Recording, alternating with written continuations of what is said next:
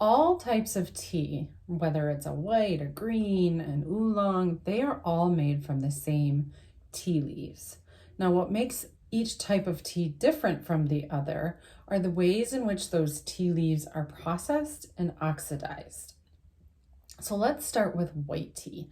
White tea is probably the most purest expression of tea that you can find.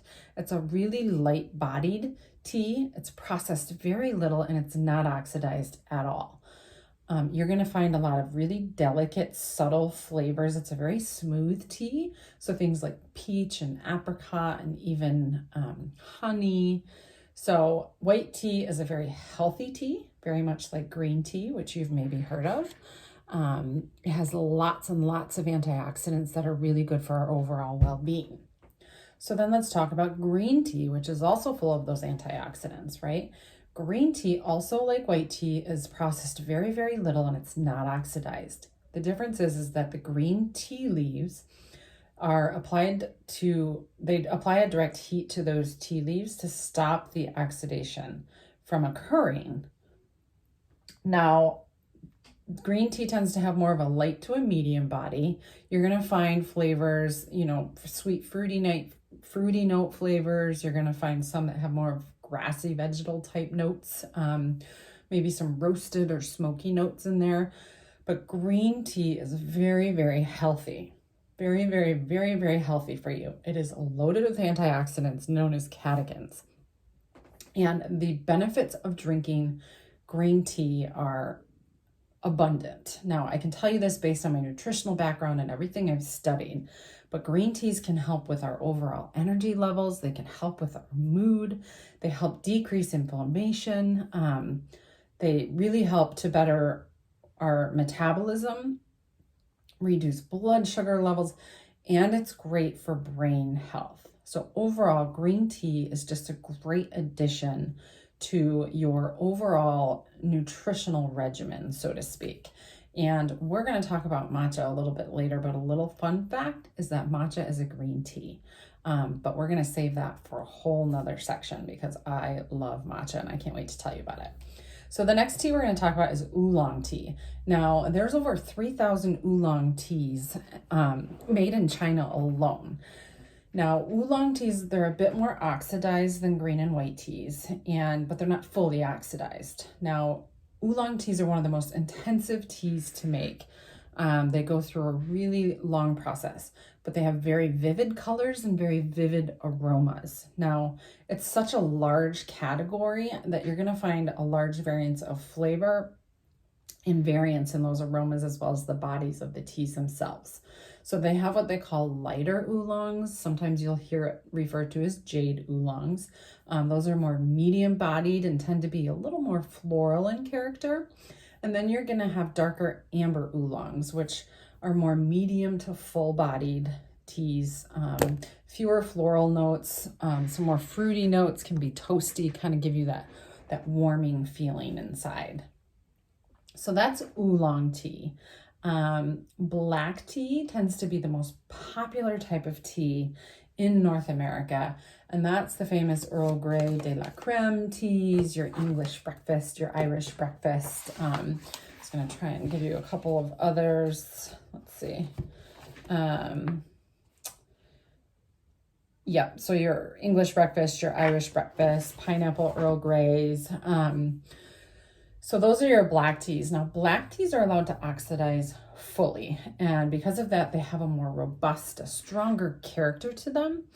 Now, the flavors can really differ, but they tend to be more on the full-bodied end, and you're going to find notes of malt, dried fruit, maybe some honeyed sweetness.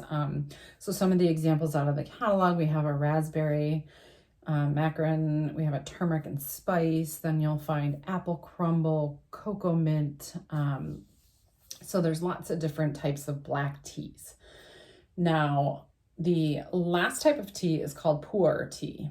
And this is a specific type of tea that grows only in the Yunnan province in southwest China.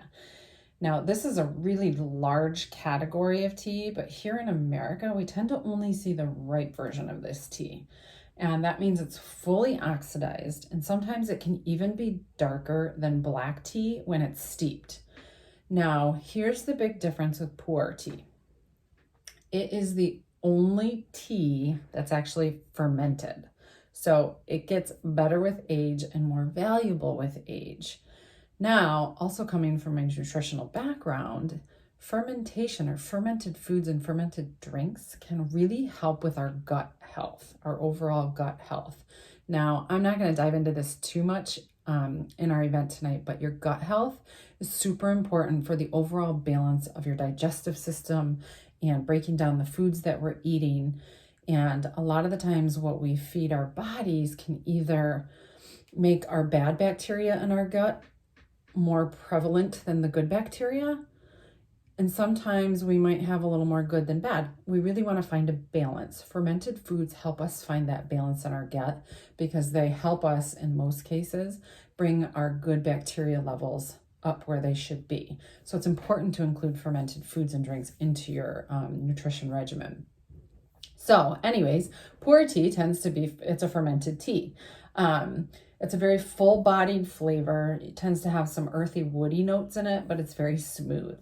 So you can kind of think of it as almost a probiotic. Some of you may be more familiar with that term than the whole analogy of your gut, your good and your bad bacteria. So those are the 5 types of teas. One thing I'm going to mention that I didn't already mention are the caffeine levels, because this tends to be something people want to know a lot about.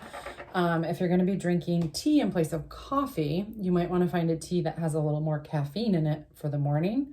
And as the day goes on, you can back off the caffeine levels. That's the great thing about tea, right? So in the morning, you're going to find that your black teas tend to have the highest caffeine levels, as well as your pu'er teas. And then following that, you're going to have your oolong teas, as well as your green teas. They tend to have more of a medium level of caffeine in them. And then your white teas are going to have the least amount of caffeine in them. And you'll notice on the packaging, they're all going to tell you, if it contains naturally occurring caffeine or if it's naturally caffeine free. So you'll see that on each of the bags of tea that you get. So those are the types of tea. If you have any questions about any of them, let me know. And like I said, we're going to talk about matcha later, as well as some of the other teas you're going to see, like the fruit teas and things, bubbly teas and things like that. All right, thanks.